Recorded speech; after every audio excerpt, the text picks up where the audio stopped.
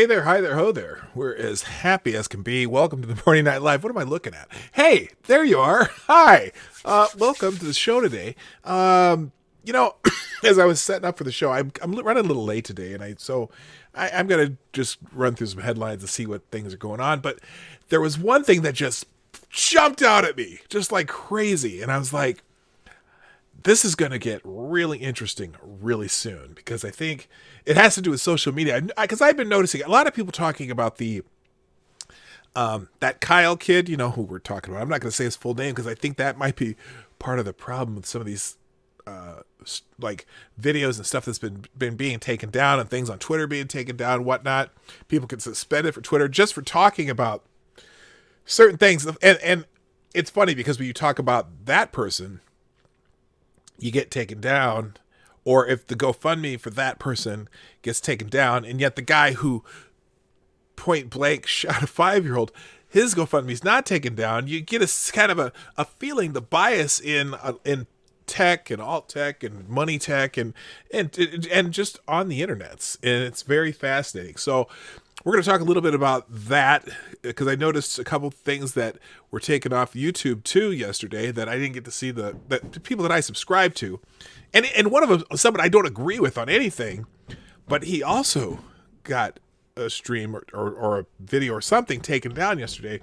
And I know it had to do with something with our friend, not our friend, but the kid Kyle, Kyle that lives on just barely on the other side of one line that goes to another place that apparently people think he was crossing that line to, you know what I'm talking about. Anyway, so that's what we're going to start with on the Morning Night Live, and then the rest is just going to be running through a bunch of headlines. I didn't get to read a whole lot this morning, but there's a whole bunch of stuff going on in the world.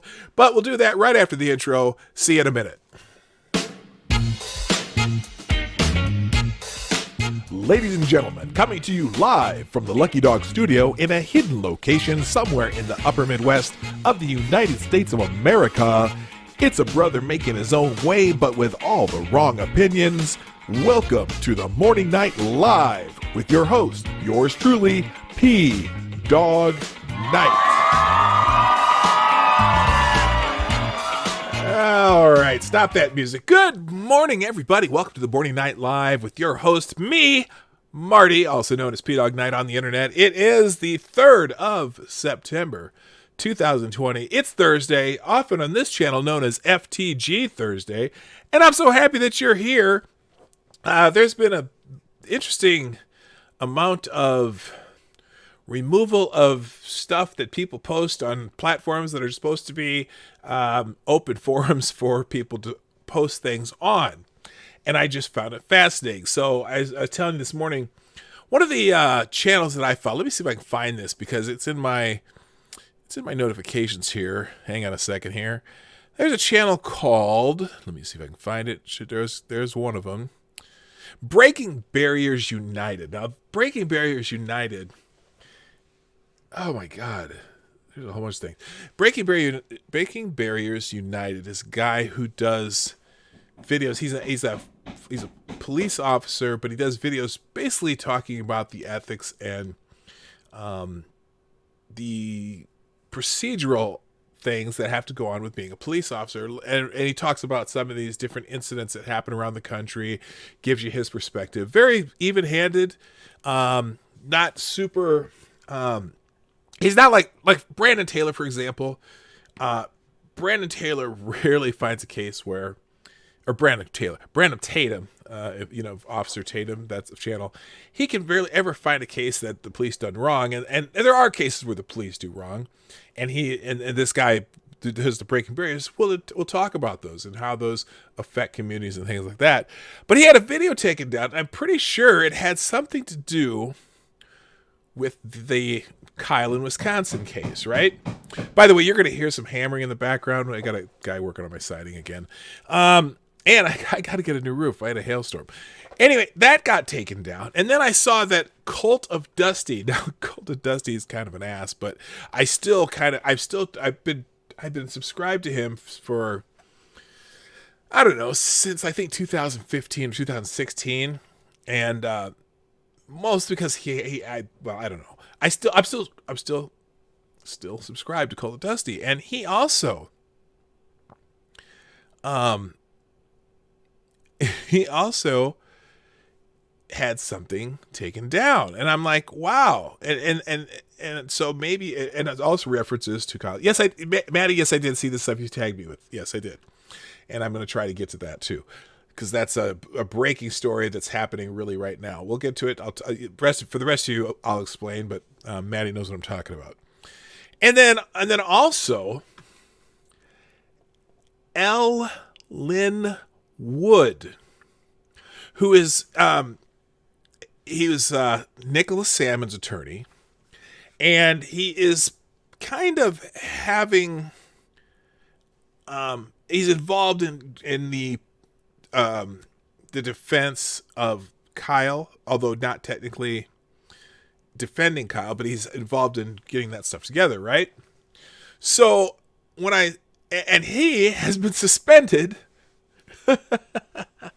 from Twitter, apparently for wrongthink. I don't really know what exactly, but we're going to find out when we read the first article. But before I get into that, I got to say good morning to everybody, because that's what I do here on the Morning Night Live.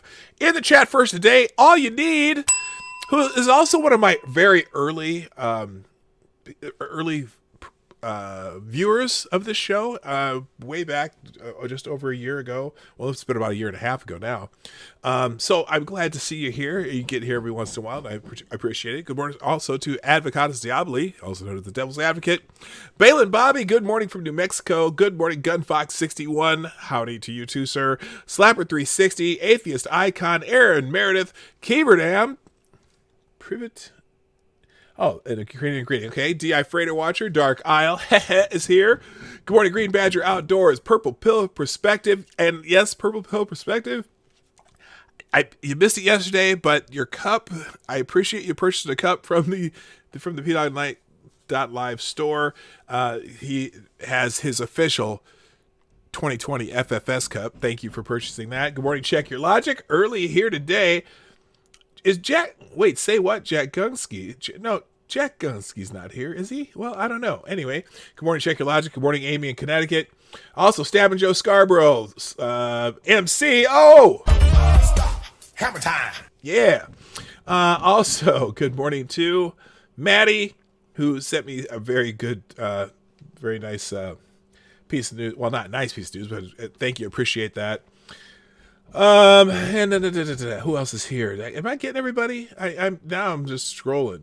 Katie the Skate, how you doing? Voodoo Chili, that's what I don't see that often. Welcome back. Also Jay Wolf, also, and that's the end of the roll there. So good morning. I was poking fun at the title. Oh, okay, I gotcha. Yes, I know Jack Kunsky. And James Colley, what's up? Why does it have to be a good morning? I didn't ask for it. LOL. Because I'm just one of those good morning guys. I just got to tell you. All right, let's talk about this. Is fascinating how this is happening on social media, and I think perhaps Twitter may possibly have messed with the wrong person. I'm just saying. Oh, good morning, Zombie Teddy, Jedi Ghost Bear, Donatello Slapafellow. Good morning. All right, so yeah, famed attorney for Rittenhouse and Sandman. Now I don't know that he's officially the attorney for. Good morning, Disney. I don't know he's officially the attorney for Rittenhouse, but you know, had his Twitter account locked. And he says, I'm going to take Jack Dorsey's ass down. That's very interesting. Oh my gosh, Funky Animal, Earl of the Funkdom. What's up? Oh, by the way, this is a little programming note. I'm going to bring back tomorrow, for the first time in a long time, Funky Friday. Yes, it will be. Tomorrow will be Funky Friday, but today's FTG Friday. FTG Thursday. Marty, we need to get the Discord up and running for all the Twitter blacklist watchers. I know. We're going to get there. Amy, I said hi to Amy.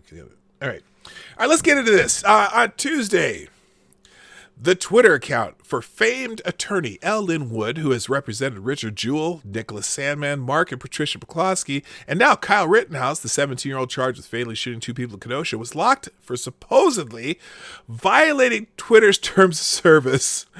Wood has already posted about raising money for Rittenhouse's legal defense. Now, good morning, Renee Mayat. I got to tell you, as you may well know, just for watching how people get suspended for various things on Twitter and other social media, that the terms of service for said social media places is pretty, well, what's a good word for it? Arbitrary. That's a good word. Arbitrary. And in some cases, capricious. If you know what capricious means, I don't really know what it means. I know it means something like, intentionally foul. I'll just put it that way. Oh, Mr. Dax, what's happening? Cynical Lindsay, what's up? Good morning to you. All right. So anyway, Wood, who is furious. I don't know if I want him furious with me. Told Fox News that he intended to sue Twitter and its CEO Jack Dorsey, asserting, "I'm going to take Jack Dorsey's ass down. He has been abusing the First Amendment of this country for his own agenda." Now, in fairness, I don't know that it's Jack personally who does this shit, although I don't know that because he's off wandering around the world, kind of just enjoying his money, right? But I think his employees, Silicon Valley's finest, tend to be out there in the left coast and wherever they hang out. I'm pretty sure that it's, I'm pretty confident that his employees kind of play fast and loose with the truth and the rules and all that shit, right? So anyway, he says, "I'm going to take Jack Dorsey's ass down. He's been using the First Amendment of this country for his own agenda." Wood stated that his account was locked for glorifying violence. He continued, "I knew they were going to censor me because I'm sending a message of hope. I'm sending a message of truth. I'm sending a message that Kyle Rittenhouse is innocent. I got to be careful." To the outside, Wood's account looked like it was working normally with no notifications or warnings on his tweets. But a screen grab of Wood's account shared with Fox News shows his account has been locked for violating the Twitter rules. Specifically, Woods was dinged for violating our rules against glorifying violence, Fox News reported. Wood stated, "Everyone thinks I'm still on it unless they know I've been blocked. That's why we're getting the word out. They censored me for 9 hours. I have no idea how to get back on. They didn't give me any instructions." After hours had passed since the account was locked, Twitter issued a statement. "This account was incorrectly actioned." It's so funny how it's always a mistake when this happens to people who are not necessarily within their ideological path. That's kind of funny. This is not. And it said, and then it continued. "This has been reversed, and the account has been reinstated." I don't think the people who work at Twitter, the people who monitor all this shit, I don't think they know who they were messing with. That's the problem. Anyway, on Monday, Wood tweeted, quote, "There will be total transparency on part of the Fight Back Foundation. To date, 11,254 donors have donated a total of $605,550 toward the foundation's effort to fund defense of Kyle Rittenhouse and help support and protect his family." He added sardonically, $0 from Microsoft, Apple, Bank of America, and Major League Baseball. I think he's shots fired, right? Because they're all those foundations are ready to throw millions and billions. Well, I think they're almost up to $1 billion to Black Lives Matter. The organization of trained Marxists and people that don't really represent a vast majority of black people. But I digress. Good morning, Black Hebrew Israelite. That's right. And Select a Boy. Yeah, boy. That's hilarious. Wood said he's been accumulating a mountain of evidence to support a lawsuit against Twitter for discriminating against users based on political speech. Fox News noted. Now, that is fascinating because, you know, they have that old Section 230 rule. I'm curious. I'm just so curious. I am so curious. He should go after GoFundMe, Lindsay. I think so. I think he should go after Striper. What is it called? Whatever the credit card all these companies that are kind of, I hate to use the word, but colluding to fuck with people. Anyway, Soros gave him at least $1.5 billion. I didn't even know that. Gosh, good Fox, unbelievable. Anyway, Woods first became famous when defending Richard Jewell, who was falsely suspected of bombing the Olympics in Centennial Olympic Park in 1996. Jewell was serving as a security guard when he found a backpack containing 3 pipe bombs. He notified police and helped evacuate the area, which saved many lives. He was first hailed as a hero, but then the FBI and law enforcement saw him as a suspect.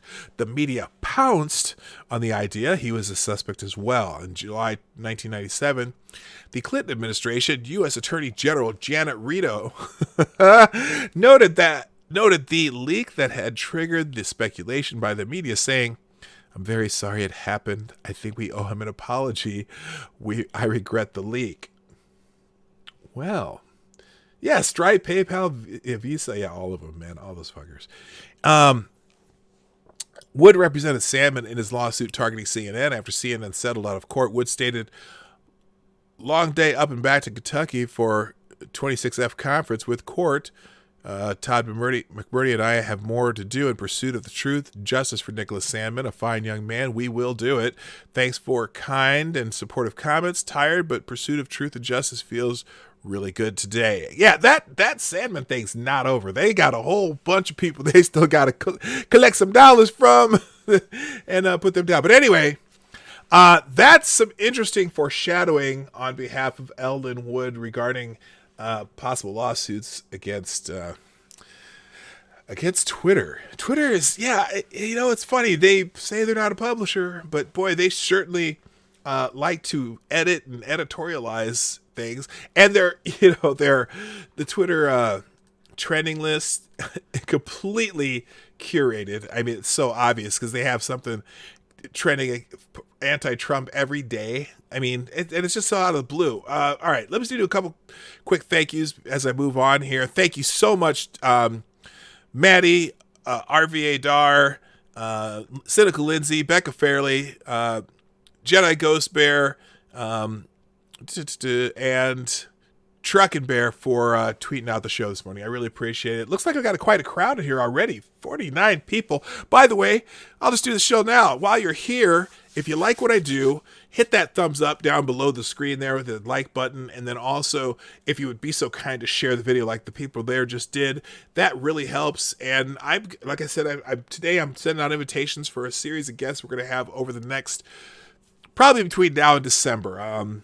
We're going to do a whole bunch of different shows, not necessarily all new. Some will be interviews. Some will be me just shooting the shit with people. I'm going to have some of my college buddies on. I'm going to have several other creators. I'm going to try to, one show that I want to do, they might not all be during this time slot either. I want to do a show with the Hotep's Been Told You guys, Hotep Jesus and Uncle Hotep, but they can't do it when I do this show. So we're going to do a special show with them. Hopefully, I'm going to ask them. They both said they'd be willing to do it, so I'm going to hit them up and see when we can make that happen. But all kinds of guests. Who's the guy that's the race car driver? Bobby Eberly. I'm going to try to get him on the show. I'm going to try to see if I can.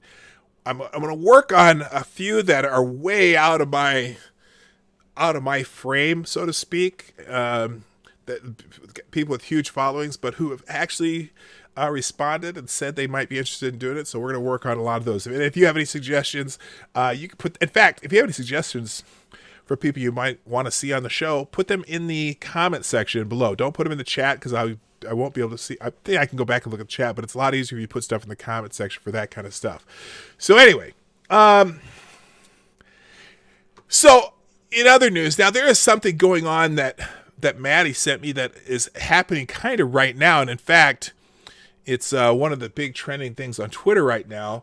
There are some major protests going on in Rochester, New York. Protests began in Rochester after video of police suffocating Daniel Prude is released. Now, this is an incident that happened in March. And here's the Twitter description of it. Police body camera footage released on Wednesday shows Rochester officers handcuffing Daniel Prude, placing a hood over his head and pressing his face into the pavement until he is silent. In the video, medics performed CPR on Prude before he was loaded into an ambulance. Prude dies 7 days later on March 30th with an autopsy report from the Monroe County Medical Examiner's Office saying his cause of death included complications of asphyxia in the setting of physical restraint. His brother Joe Prude said he initially called the police to help because Daniel was having a mental health incident. Now, I do have a copy. Thank you, Maddie, for sending this to me. I do have the copy of the autopsy report, which is right here. And then there's, I had to look up what this substance is, but let me just go to the bottom of the report first.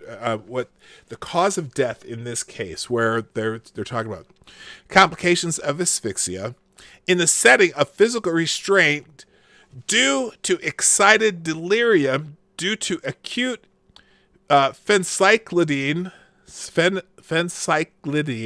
intoxication. The manner of death is homicide, which just means that you're killed by a human being. If you don't know what phencyclidine is, that is the clinical or chemical name of PCP or angel dust. It's ironic because Joe Biden mentioned angel dust yesterday, and then we find this. Good morning, Kyra Alexander. Good morning, Tyler F. Good morning to the gayest person on YouTube. I think I've caught up. Okay. Yeah. Phencyclidine is PCP. This guy, so not that excuses anything regarding this other than that issue. Now, it's what's also fascinating about this. Okay, so the man didn't die at the scene, but he was unconscious, and they had to revive him. Final findings: complications of asphyxia in the setting of physical restraint, bilateral organizing bronchopulmonary pneumonia, acute myocarditis, severe respiratory acidosis. He has a clinical history of that. Profound global hypoxic ischemic injury. He has a clinical history of that. Cerebral edema, subfalcine,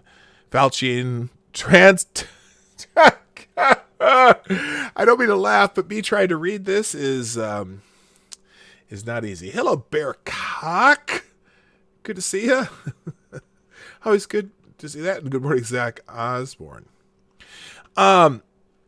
Subfalcine and transtentorial herniation. History of physical restraint in prone and then history of physical restraint in prone position. That's from the incident report. And then part 2, excited delirium, suicidal ideation, and possible auditory hallucinations and paranoia, probably from the PCP, but he has a clinical history of that. Agitation and combative behavior, which is probably a side effect of PCP, but he has a clinical history of that. Acute phencyclidine intoxication. Acute phencyclidine intoxication. Toxicology studies. Status post-donor after cardiac death, organ, liver, and kidney procurement. Which I don't know if I want any organs from him, but that's, there you go. So, anyway, let's see. What did someone say? No, you're right. Kyra, you're absolutely right. It's never going to stop. It's never going to stop. Because they're just, and if people were genuinely cared about police brutality, they would be protesting justice for Tony Timpa, Nathan Shaver, and more recently Ryan Whitfield. And some people are, but nothing like what's going on right now. This is hypoxia is a lack of oxygen in the blood. Okay, thank you. And good morning, Straight Cis Male. Good morning, Gamer Feline, by the way. Good morning, everybody. Hey, PDawg, I was talking to Jericho Green. He said he might be interested in an interview. Fantastic. That's one of the people I want to get on the show, too. So that'd be fantastic. So let's see. I want to go back into this because it's. We'll go into the Twitter feed here. Daniel Prude died March 30th, 7 days after Rochester police put a hood over his head. Well, they put a hood over your head when people are spitting at you. So I don't know, that's the only reason I can see they put a hood on his head. And pressed his face into the pavement for 2 minutes. The world only found out about it today when his family released a video and records of the incident. So here's the AP story. A black man who had run naked through the streets of a western New York City died of asphyxiation after a group of officers put a hood over his head and then pressed his face to the pavement for 2 minutes, according to a video and records released Wednesday by the man's family. Now, so for 2 minutes, this is a guy high on PCP, probably very erratic. I don't know that the asphyxiation could also be a reason. Well, I don't know. I'm not a medical person. I'm just going to keep reading. Daniel Prude died March 30th, 7 days after this. So obviously he wasn't choked to death. He didn't die of the asphyxiation. Anyway. Okay. I see. He was on life support. Okay. Because the paramedics revived him, or in the process of reviving him, while he was on the ground. Again, 2 minutes versus, and this isn't like 8 minutes with our friend here. Now I'm blanking on his name because I just can't get my head straight on all this shit. His death received, after his life support, his death received no public attention until Wednesday when his family held a news conference and released police body camera video and written reports they obtained through a public records request. I placed a phone call for my brother to get help, not for my brother to get lynched.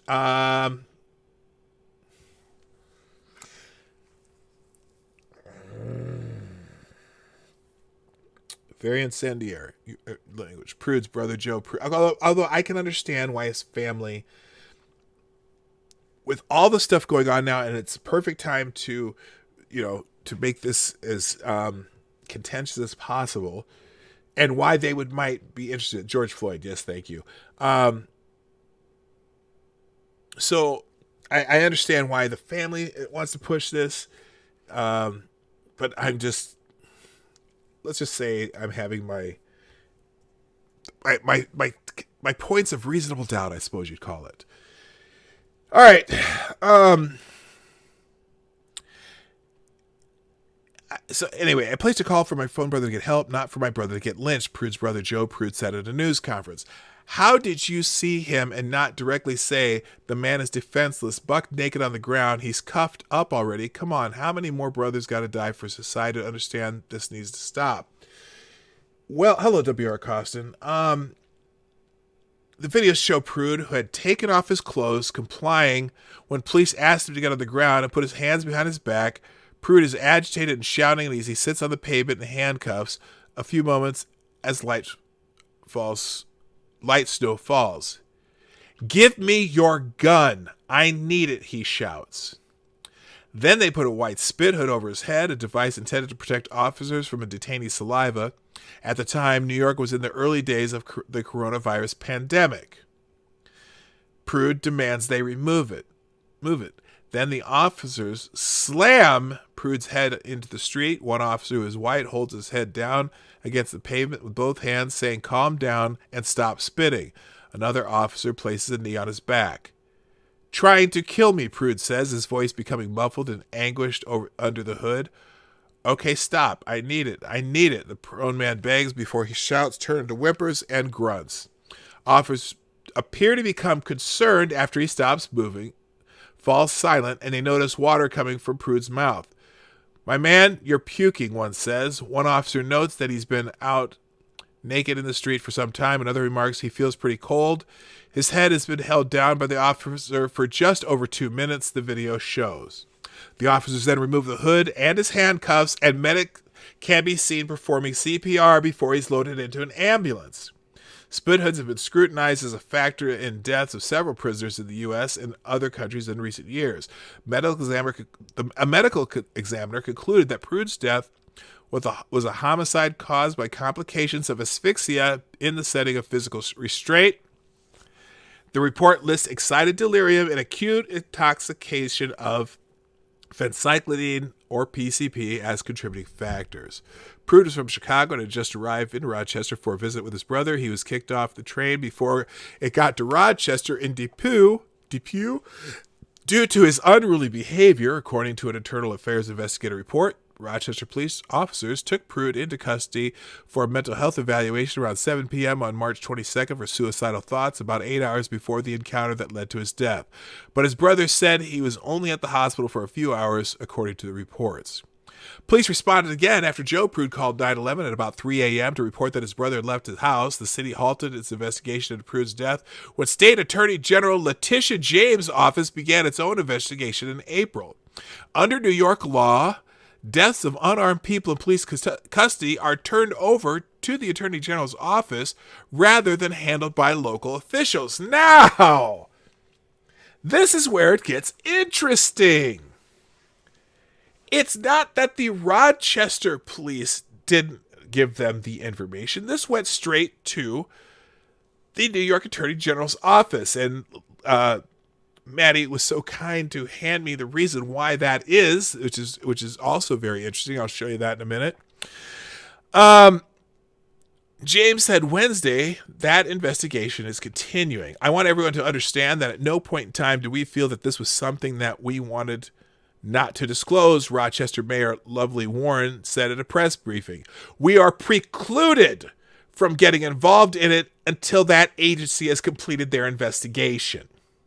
One officer wrote that they put the hood on Prude because he was spitting continuously in the direction of the officers and they were concerned about coronavirus. Activists demanded that officers involved be prosecuted on murder charges and that they be removed from the department while the investigation proceeds. There's a reason why they haven't been. Because it's still being investigated. Now, they continue. The police have shown over and over again that they are not equipped to handle individuals with mental health concerns. These officers are trained to kill, not to de-escalate. Really? And how exactly did they kill him in 2 minutes?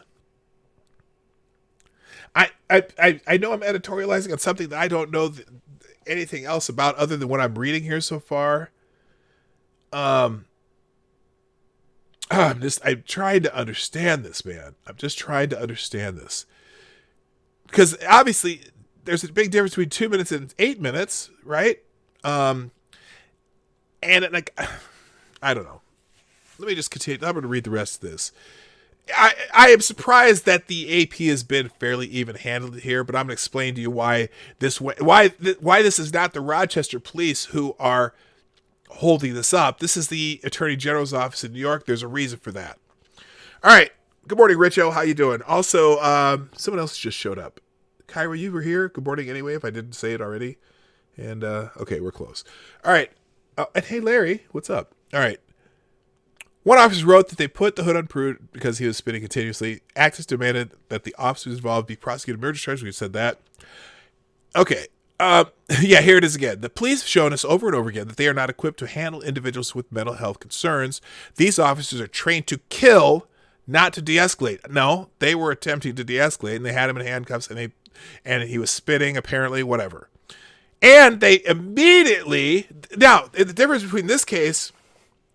and our friend here in Minneapolis is they did have situational awareness. They were paying attention to the welfare of the person they had on the ground.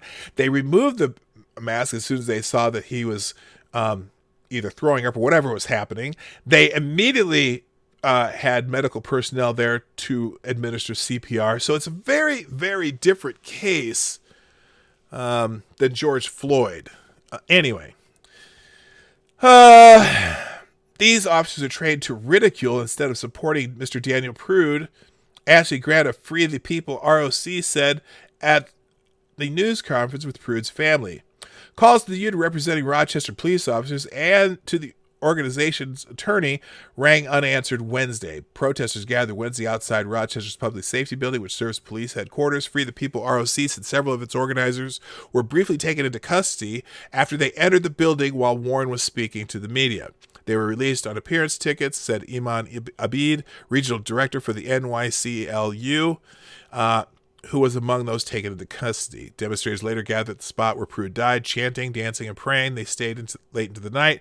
Prude, known to his big Chicago-based family by the nickname Rel, was the father of 5 adult children who had burned working at a warehouse within the last year, said his aunt Letitia Moore. Hello, Kingslayer Damocles. No, I don't believe, Kingslayer Damocles, to answer your question, and good morning, sir. I'm glad you're here. Do you obviously believe the lack of oxygen for being asphyxiated for 2 minutes won't kill somebody? Also, the article also said spit masks have been in many, I know that. I'm aware of that. I'm perfectly aware of that. And also, I said they had the situational awareness in this case to realize what was happening, removing the masks and administering CPR. I'm very aware of that. That can happen. I'm not saying that. I'm just saying it's different. In the case with George Floyd, those officers absolutely should be prosecuted for murder. And granted, I don't think first degree or second degree murder based on Minnesota law, third degree, or which would be manslaughter in many places, because he didn't die because of what they did. But their situational awareness not to attempt to get off of him and revive him as he was going silent, those officers were negligent. And so it's negligent homicide is my personal opinion. In this case, these officers did have situational awareness, removed the mask, realized that he was in distress, had people there to administer CPR immediately. And so it should be a very different case as far as I'm concerned.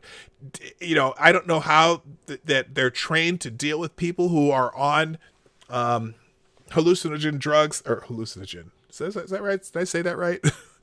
But what I'm saying is the cases are very different. That's my point. I realize that if you cut off someone on the one side of their neck for too long, it can kill them.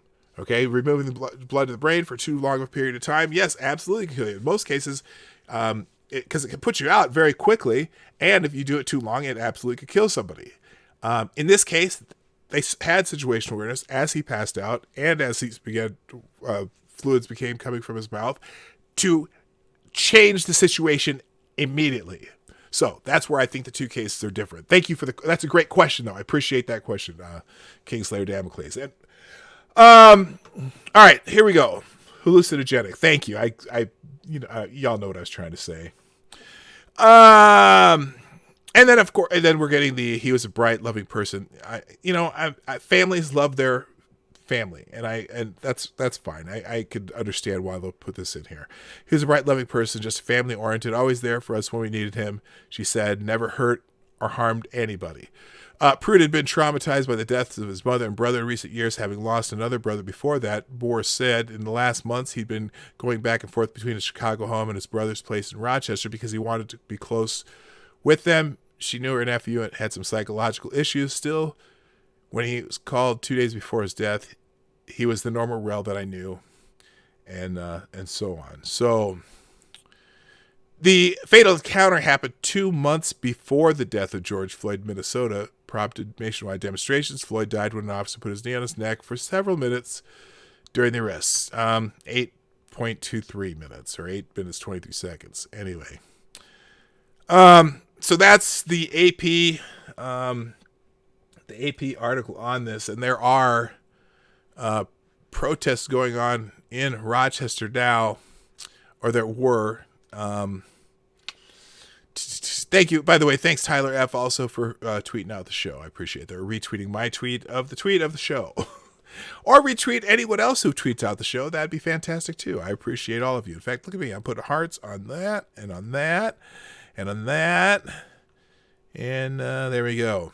So the part that I was that Maddie also sent me as to why it went immediately to the Attorney General's office is because of a declaration by or an executive order by Governor Cuomo. This is dated, I believe, 2015. Let's see. July 8th, 2015. So he does all these whereases, that he's sworn to uphold the Constitution, this and that of the state of New York. I'm going to skip the whereases and just get to the meat of what his proclamation was and why we weren't getting any information between March and now, because the investigation is still going on.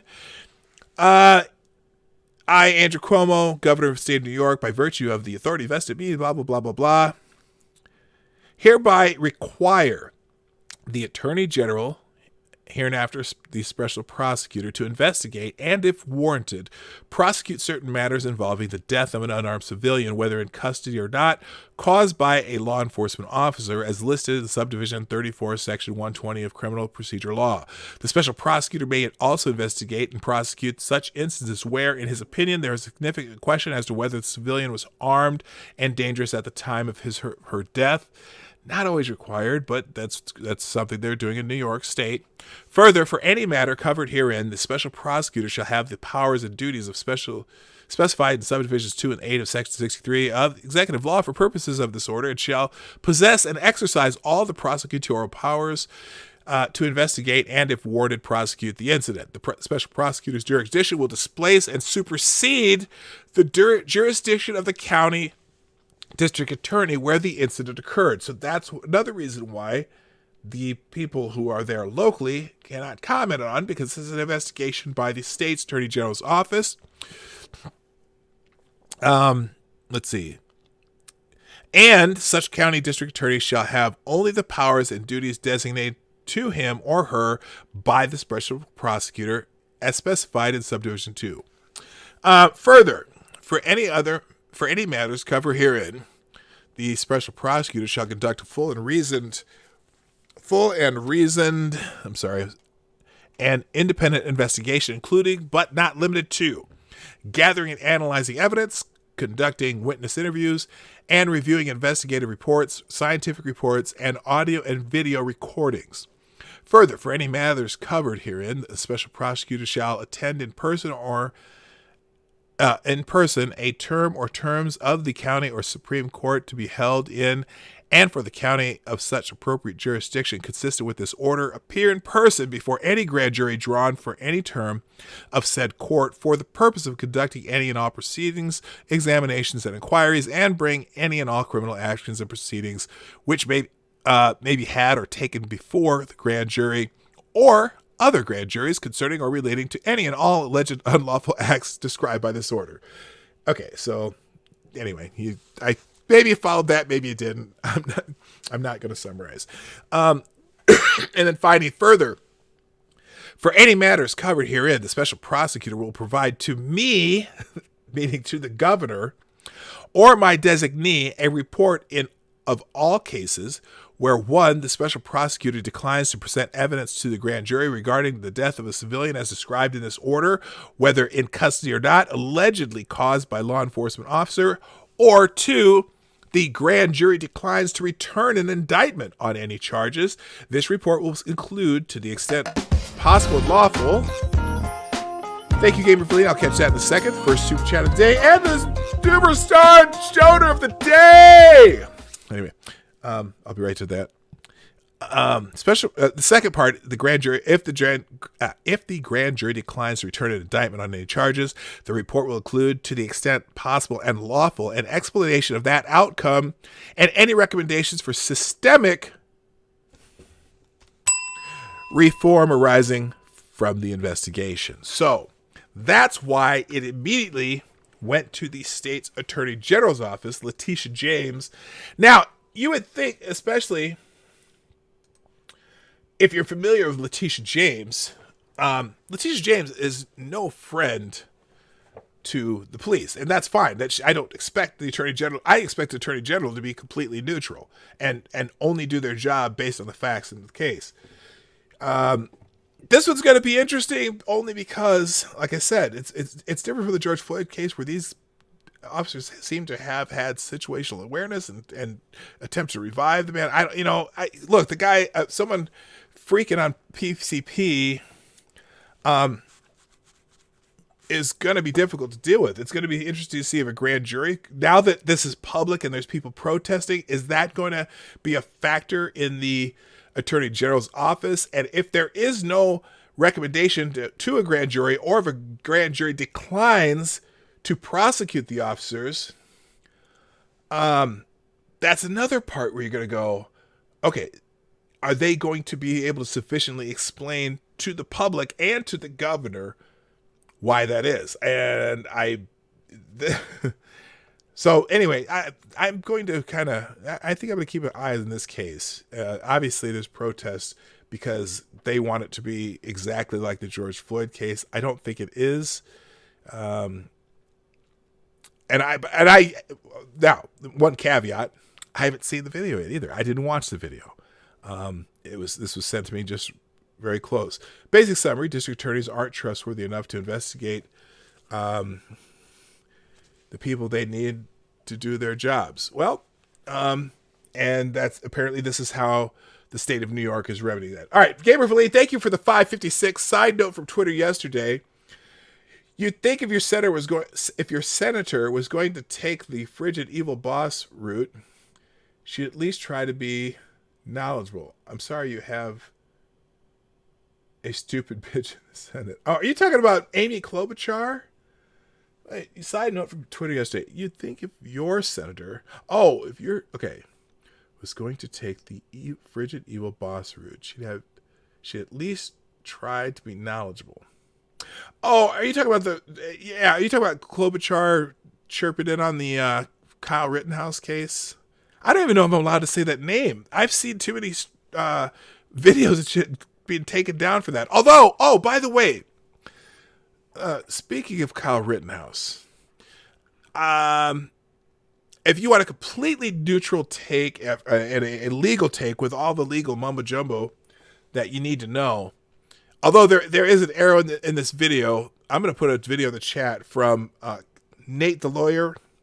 Nate the lawyer is a lawyer out of New York State, but he did a great video on. Wait a minute. Let's see. This should be copy, not this. Hang on a second. Wait, what the hell happened here? Okay, let me redo this. Okay, let me copy, and we'll paste.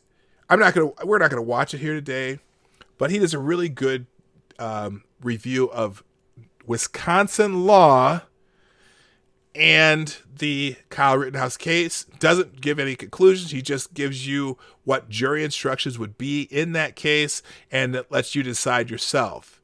And he says, of the people he's watched or talked to on this, they're about 50-50 on that, but not before they've heard the what jury instructions would be for this. Interesting thing in Wisconsin that he notes in this video, I just put it in the chat.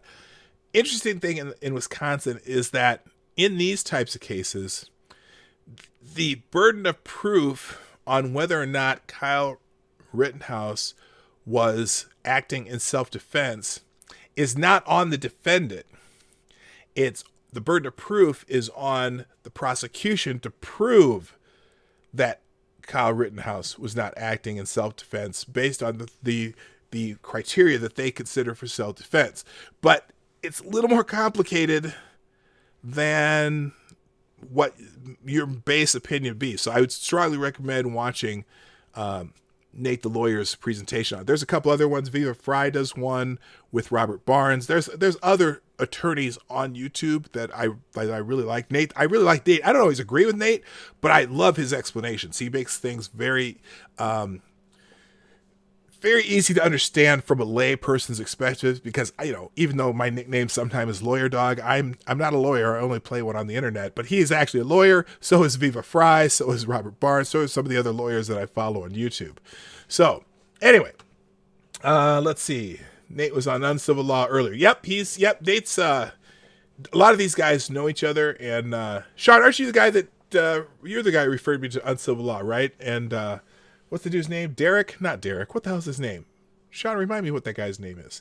Because I would actually like to have him on the show sometime too. He's a both those guys are an interesting fellow, and they're in Minnesota. I could drive and go talk to them in person if I really wanted to. In fact, they went to the same school that my daughter went to.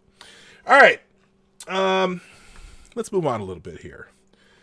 By the way, the shill. I didn't do the shill, did I? Super chats. If you want to do super chats, like Gamer Valine just did, the description's right down there in the what you call it, the description. It's all it's in the chat again. My bot is working again. Thank goodness. This show is sponsored by viewers like you. Support the show with your donations and have your super chats read live on the show.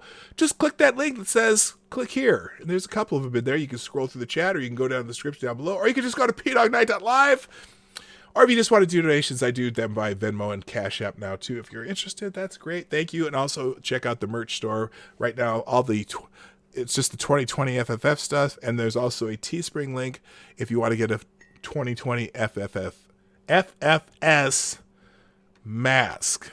All right, let's move on now.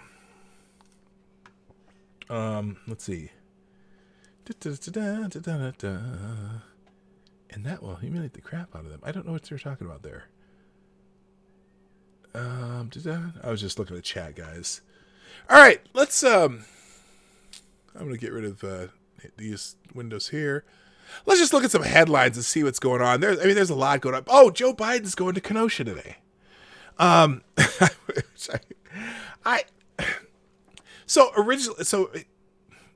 They were criticizing Trump for going to Kenosha, and now Joe Biden's going to Kenosha.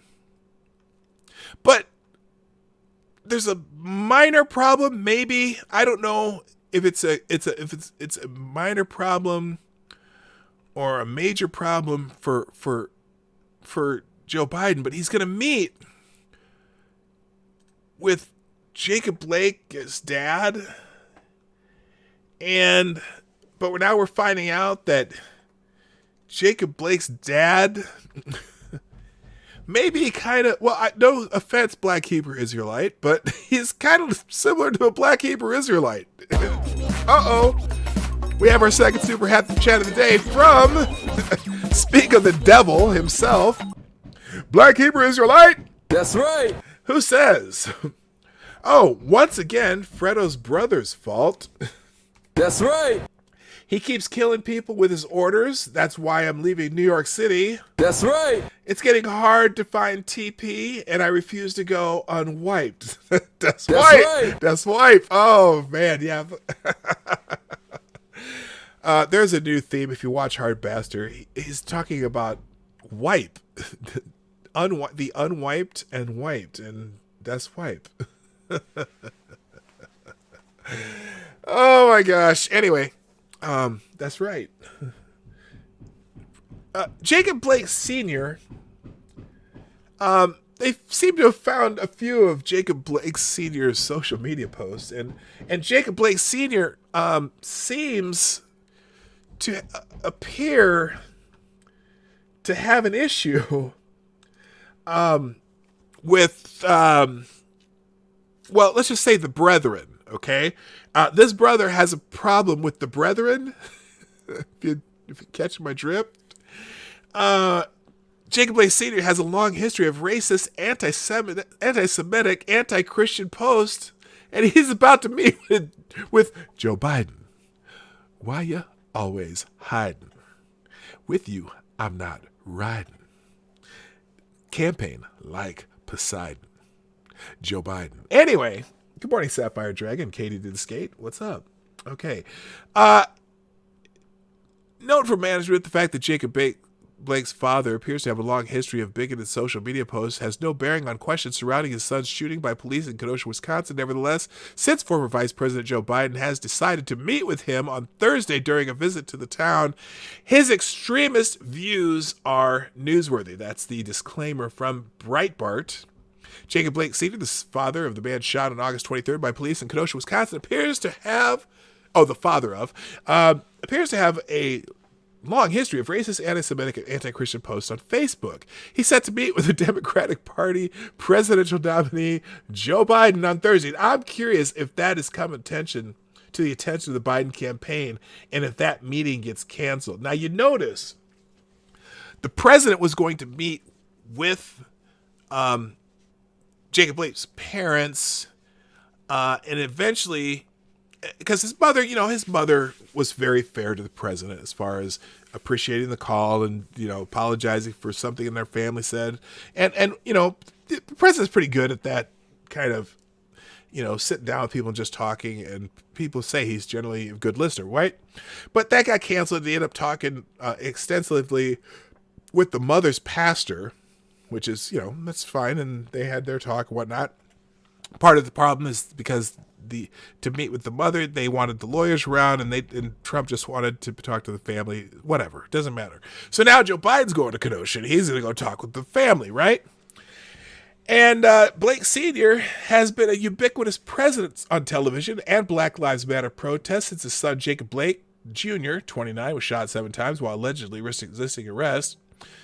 The younger Blake is currently hospitalized, paralyzed from the waist down. Riots erupted in Kenosha in the aftermath of the event, destroying many businesses and so on and so on. Now, Blake's social media posts, particularly on Facebook, reveal radical political views and extreme racist rhetoric. On Instagram, where Blake Sr. appears to have had much more limited presence, he posted a video about these September 11th, 2001 terror attacks, saying, quote, "Man, I give a fuck about 9/11. He went on to cite the killing of 12-year-old Tamir Rice by police in Cleveland in 2014. On August 23rd, post appeared on the Facebook page of Jacob Blake Sr., "My son is alive and stable."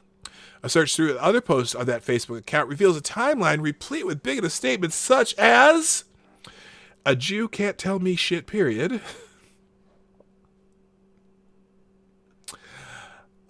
Some pink-toed Jewish people that control the interest rate control the media. They control minds and money. I don't know if I should be reading these out loud, but they are on the Jewish media picks and chooses who is terrorist and who is not. The cracker Jew can do whatever to a white woman for years, but let a jig try it. Bye, D. Freighter Watcher. Thank you for coming by. I'm glad you're here. Warning for Jews in Pittsburgh. No warning for gunmen in Kentucky.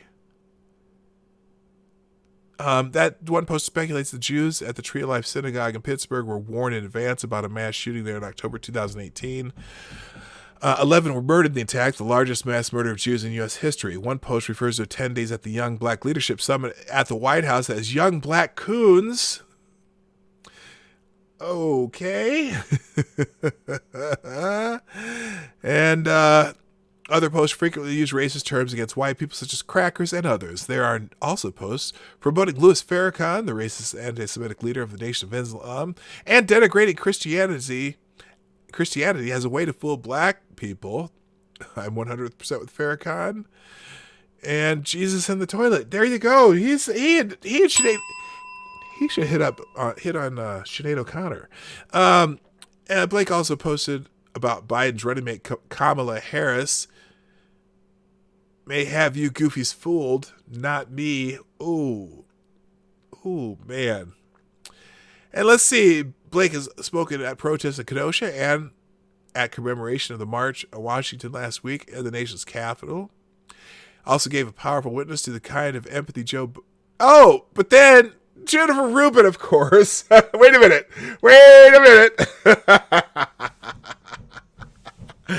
Oh, Jennifer Rubin. Okay, so here's his post from Kamala Harris. "May have you goofies fooled, not me." But then Jennifer Rubin says Jacob Blake Sr. gave powerful witness to the kindness and empathy of Joe Biden and Kamala Harris.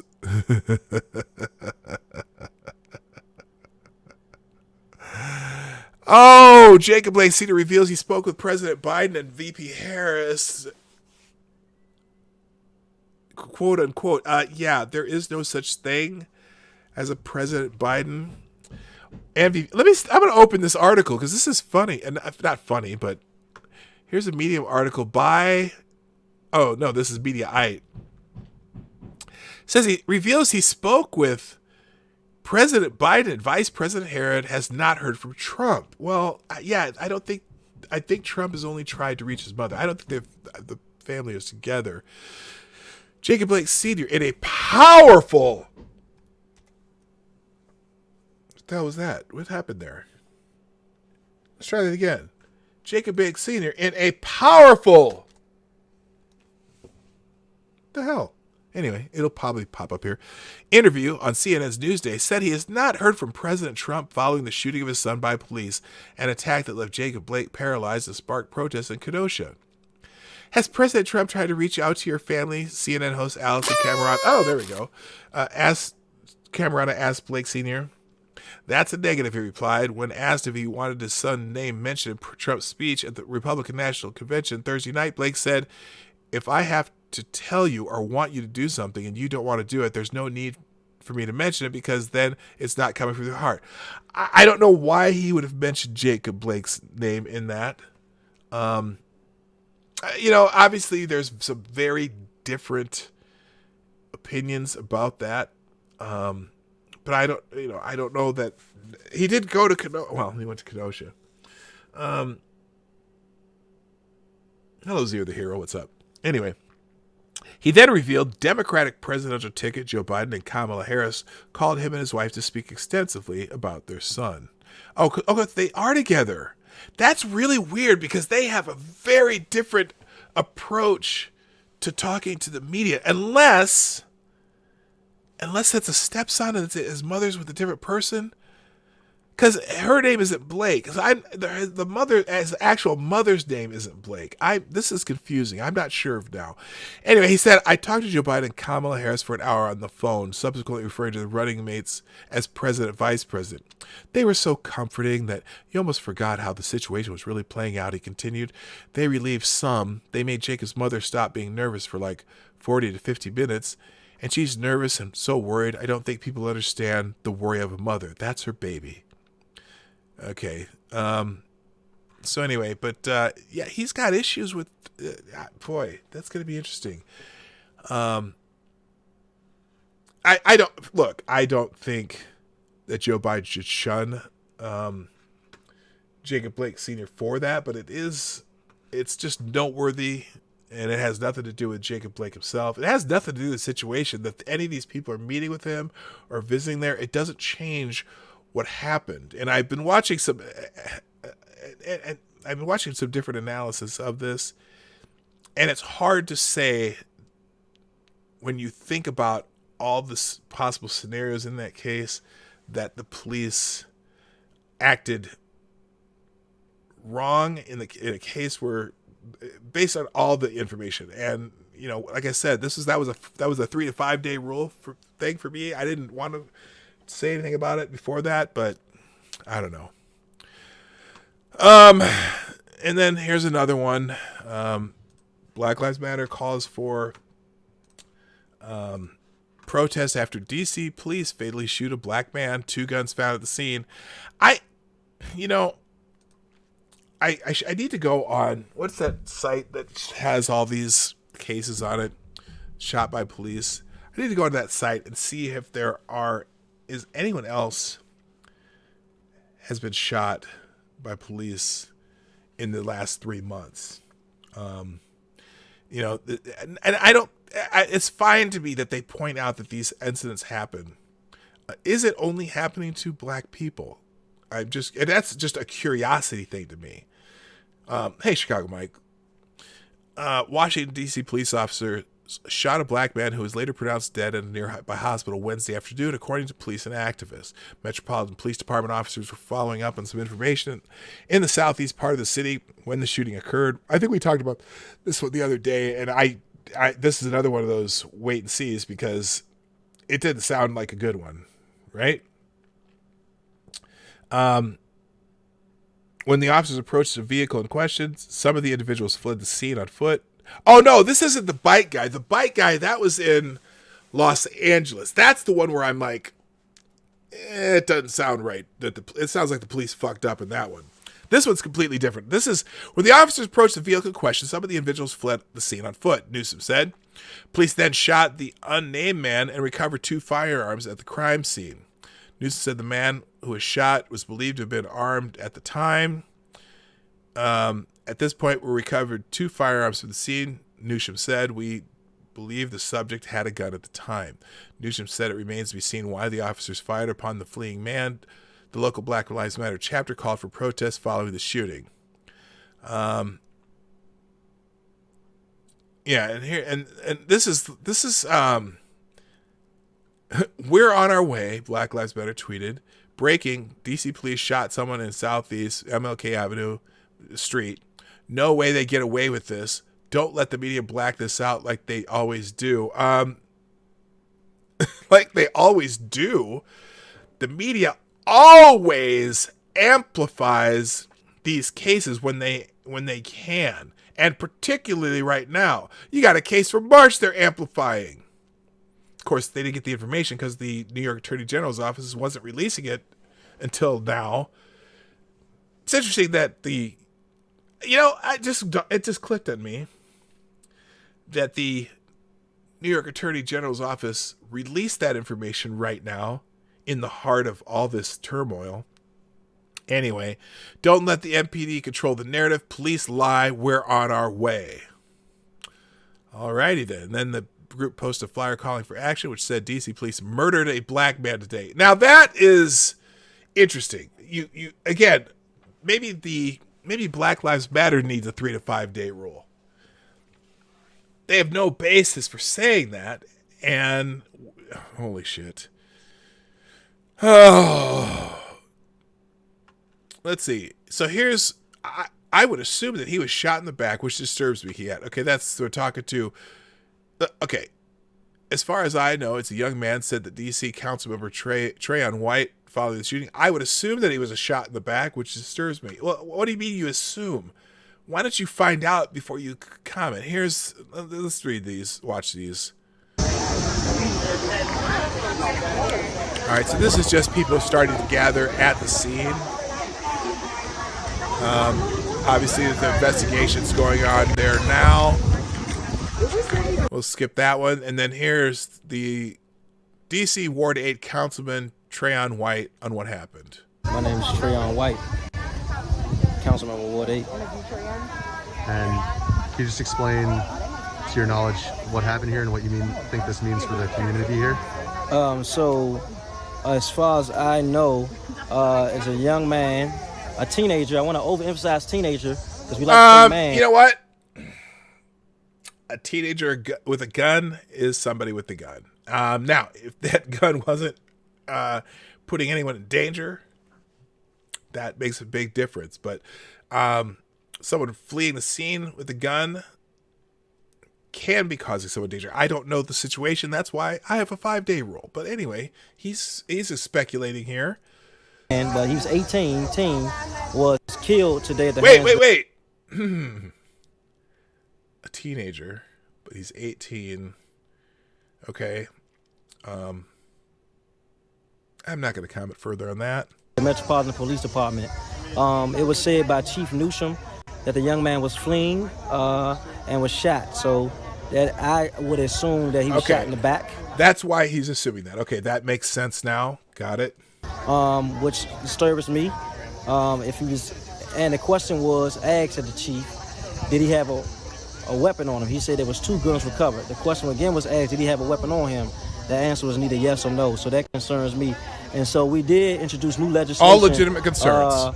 Recently to allow that police body camera footage be released 5 days after the incident. So we have to get consent from his parents since he is deceased.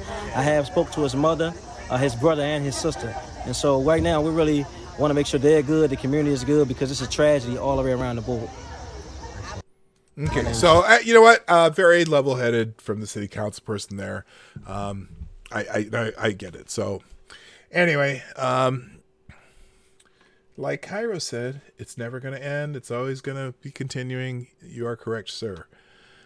Let's see. I got a few minutes left. Let's get So I'm just going to laugh at some of the headlines that are happening right now, at least from the last couple of days. Joe Biden claims without evidence Portland victim incited his own death. So if you watch Joe Biden's speech yesterday, or I think he was in Pittsburgh, he said here. Let's see if they have a clip here. If they have a clip, I'll play the clip of what he said. It was an interesting press conference, and actually, I personally thought Biden got through this one fairly clean. Also, he did say some head-scratching shit here and there. But he said this point about Portland. I might add, by the way, I think what happened in Portland where one of the Trump guys riding along in vans, inciting responses, shooting rubber bullets, I guess, or paintballs. Apparently, there was someone shot by someone in the crowd. So this, he doesn't know what happened. He has no idea. With a bullet, killed. I think the person should meet the legal requirements, whatever that calls for, be investigated, and it should. I'm reading this verbatim, guys, and it should follow through on what needs to be done. Let the judicial system work. Let's make sure justice is done. So that's an odd way of saying the guy was shirt was too short. And actually, what happened, in this case, he was walking in the street, and if you've seen the video, someone says, "Oh, here's one. We got one. He's a Trump supporter," and some guy just comes up and blasts him in the face and kills him. So I don't know what evidence of incitement Joe's talking about, but that's weird. Other headlines going on from yesterday. Mayor Ted Wheeler is moving out of his $800,000 condo after the rioters ransacked the main floor and also started to set it on fire. But it was just a small fire and they got put out. But there were even some of the protesters there were like, "Hey, there's people who live in this building. You can't set this on fire. What are you, nuts?" Anyway. But he's decided he's moving out. I think we saw that yesterday. We got that one early. We got that live. I read the letter. It was kind of funny. Apparently, there was an Antifa leader. This guy. Antifa leader wielding a flamethrower breaks down into tears during arrest, police say. Matthew Banta, an Antifa leader known as Commander Red, reportedly dropping into the fetal position and began crying after he was arrested for carrying a flamethrower at a Wisconsin Black Lives Matter rally, according to law enforcement officials, the New York Post reported. Banta, 23, was charged with 2 counts of felony bail jumping and 1 count of obstructing an officer at Brown County Circuit Court on Monday, according to the Green Bay Press-Gazette. Charges stem from the August 29th criminal complaint filed against Banta that says he is a violent Antifa member who incites violence in otherwise peaceful protests. The complaint goes on to say that Banta was carrying a military-grade 5-minute smoke grenades, fireworks rockets, flamethrower, and Antifa stickers on his person and in his bags, the New York Post report. So here's the here's the picture of Banta. What did they call him? They call him Commander Red. Commander Red. Okay. Antifa commander with flamethrower burst into tears during the arrest. The complaint alleges that Banta was among a whole bunch of white people with sticks, baseball bats, and helmets when cops stopped him. After a police officer blocked the group with his squad car, Banta's comrades ran away, but Banta dropped into the fetal position and began crying, according to the police reports. Okay, I doubt if they have any video of that, but I'm just finding humor in Professor Red crying like a bitch. Okay, moving on. Trump orders review to defund New York City and other anarchist cities. My administration will not allow federal tax dollars to fund cities that allow themselves to deteriorate into lawless zones. That's interesting. He's having a fight with Governor Cuomo. Governor Cuomo said something to the effect of, "Well, you better have some protection around you when you come to New York." Interesting comment. Let's see here. Republicans joined call to investigate funding behind Black Lives Matter riots. GOP attorneys generals condemn riots after 100 days of liberal lawlessness. And we have some looting in the Chicago West Side. Here's the video of that. We'll get to that here. Chicago police released wild video of looters ransacking stores on city's west side. Let's see their video here. Here it is. Apparently they're using this video to try to identify people.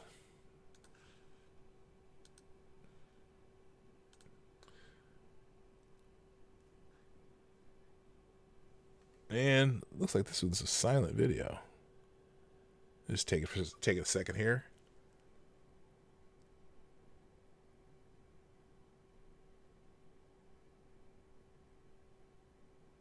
So, it's silent at the beginning because they don't do introductions on Chicago police videos. Oh, I see. They released it because they're trying to identify people in the clips. Which, good luck. This looks like, a electronics store. Suspected looters were in the store for approximately 25 minutes. But hold up, stop. Let me stop this for a second. I want you to notice something. All right, now, see this guy? Look at my cursor. I think I got my arrow going there. Watch this guy. This guy is literally shopping for things he needs. I mean, he looks like he's picking out stuff to take to the cashier. Watch this dude. Let's see. He's looking at this. Okay. Oh, get the glass out. Huh. Now he's going to he looked at that. Okay. Now he sees that. Now look, he's looking for something specific. Look at him look around though. He's looking like, okay, what do I need out of this store? Oh, I need one of these. And I need me some of those. He's literally shopping. Oh my gosh. Now he walked away. He got what he needed. He's out. He's not even going he's not even going deeper in the store for more. He got some specific shit that he needed.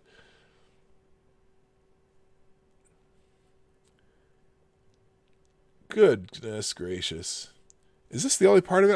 Is there more? Or is this just this one store? Okay, yeah, this is all just from one store. Anyway. Apparently, looting can be fun and lucrative. Thank you, Gamer Valine, with our second super chat of the day, and still the superstar donor of the day. Gamer Valine, thank you. Cuomo said Trump better have an army. He does. It's called the U.S. Army. Meanwhile, there's a petition for the New Mexico governor to erect a statue honoring the guy that killed Hitler. I want to see where this goes. Wait a minute. Say what? The guy that killed Hitler. What? I hope y'all follow what she just said there. Wait, there is a petition for the New Mexico governor to erect a statue honoring the guy that killed Hitler. That's a good one, okay? Oh, I hope that's not true. I hope that's just a joke. But you know what? There are people dumb enough to fall for that. Thank you, Gamer Valine.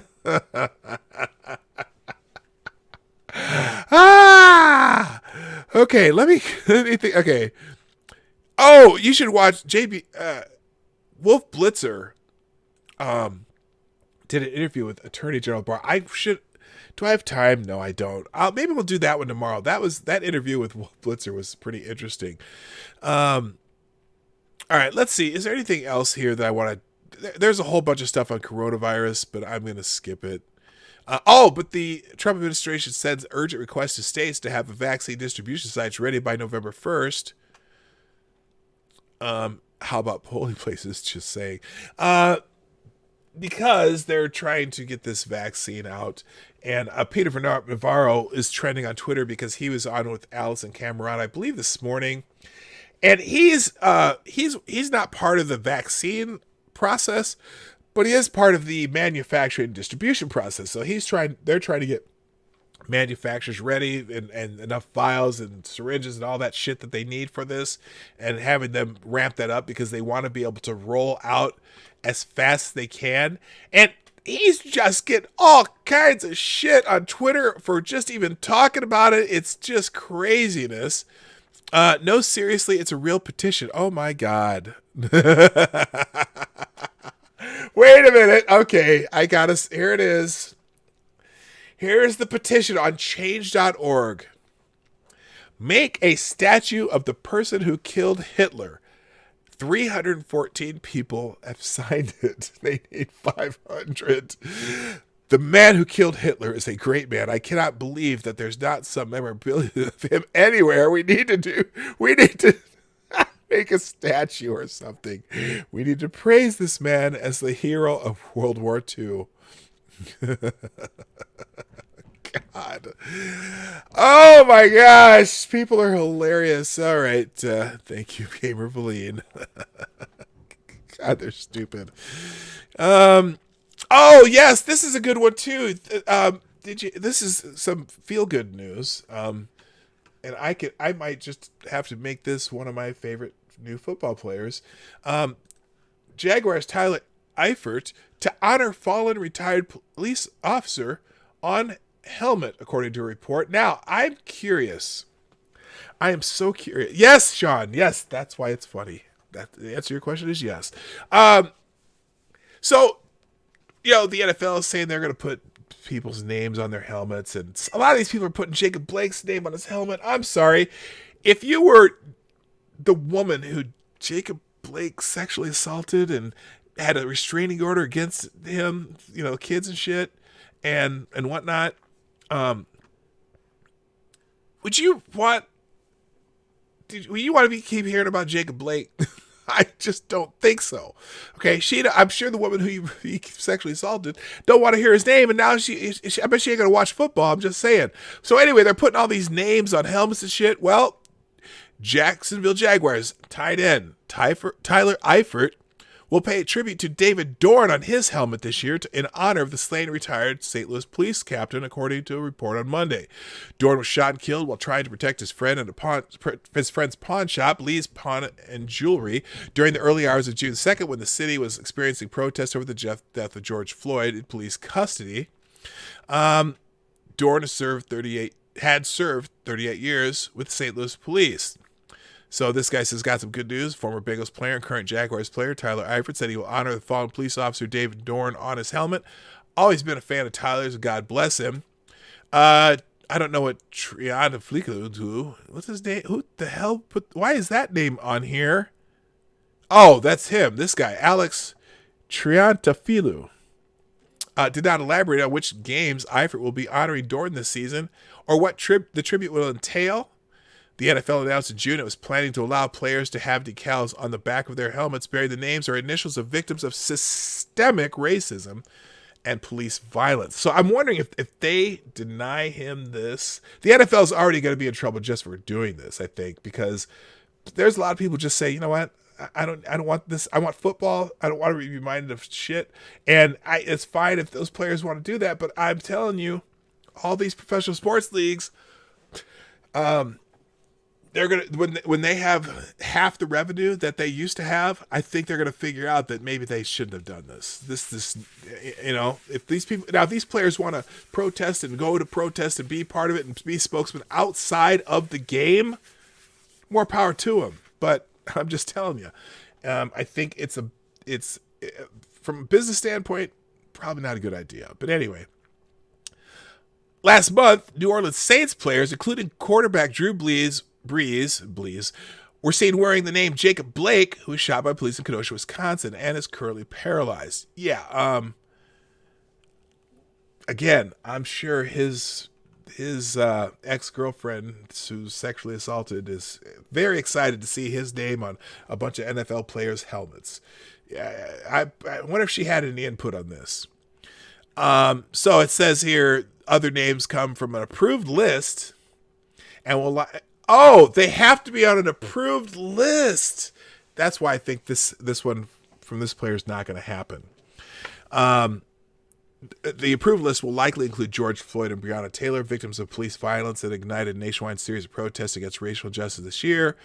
Players could choose either a name of a victim or one of 4 preferred phrases the NFL has approved. Stop hate, it takes all of us, and racism, and Black Lives Matter. The same choices are available for coaches and on-field officials. Eifers' decision comes as he supported the military and first responders throughout his career after being drafted by the Cincinnati Bengals 21st overall in the 2013 draft. He's... and he had Pat Tillman on his shoes at one time. So he's taking a little bit different route. It'll be interesting to see if the NFL gives him any flack for doing this. I'm just saying, it's one of those things where you go, is the NFL going to do something stupid and not allow this? That would be nuts. All right, let's check on breaking news and then get out of here because I'm already at the end of my time. Oh, why is Steve Kerr trending? Did he open his mouth again? I bet he still hasn't said anything about the Uyghurs. Jason Kidd and Steve Kerr watching Steve Nash coach. What? Oh, okay. Hall of Fame guard Steve Nash has signed a 4-year contract to become the next coach of the Brooklyn Nets. According to ESPN, former point guards make the best coaches. They see the game different. Steve Nash has a chance to be the next Steve Kerr of coaches in Brooklyn. And then, okay, that's why Steve Kerr is trending because of Steve Nash pretty much. Every tweet I see is regarding Steve Nash. And everyone's saying, oh, he's the next Steve Kerr. Okay, well, I tell you what, Steve Nash was one of my favorite players in the NBA. I thought he was a great point guard and deserved every bit of accolades he got. Let's go into the let's go into the news tab here, see if there's anything breaking. We already talked about the protest in Rochester. A cargo ship carrying 43 crew and 5,800 cows capsized in a typhoon. That's not good. One seafarer was rescued by the Japanese Coast Guard. He says the ship overturned after engine trouble. The search for the remaining crew is ongoing. Good gracious. A search operation is on for a cargo ship carrying 43 crew and 5,800 cows that went missing in a typhoon off of Japan. Fascinating. So that'll be big news today. Let's see what else we got going here. Apparently a Zimbabwean journalist strong after 6 weeks behind bars.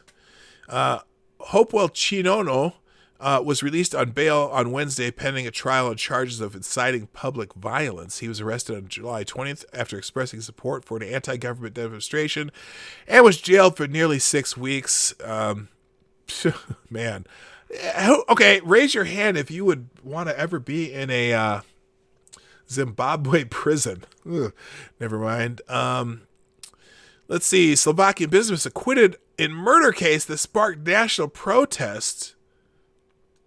This is happening. Is this Marian Cochran was acquitted of ordering the 2018 murder of investigative journalist Jan Kuciak and his fiancée. The verdict can be appealed. Marian Kuchner, once one of Slovakia's most powerful businessmen, was acquitted of ordering the murder of the journalist Kuciak, who exposed a web of corruption among the nation's political establishments. I'm sorry. The business tycoons in those kinds of countries just scare the shit out of me, and I wouldn't want to fuck with them. They're still talking about the shooting from yesterday. That's a yesterday thing. Let's see. Anything new? 2 hours ago, how Gen Z voters may affect the 2020 election.